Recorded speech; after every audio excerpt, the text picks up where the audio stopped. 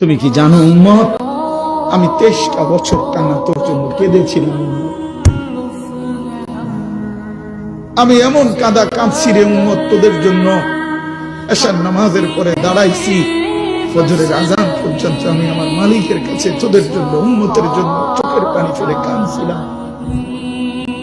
আমার এত চোখের পানি তোর দিল গলাইতে পারলো না। আমি তায়েফের পাথরের আঘাতে আমার পিঠটা চালনির মতো ছিদ্র ছিদ্র হয়ে গেছে রক্তে। আমি বুকে পেটে 2টা পাথর বাঁধছি ক্ষুধার কষ্টে। আমি উহুদের দান্দান শহীদ করা রক্তে উহুদের ময়দানে পড়েছিলাম বেহুশ হয়ে। আমার ঘরের চুলায় 3 মাস রান্নার জন্য কোনোদিন চুলায় আগুন জ্বলে নাই।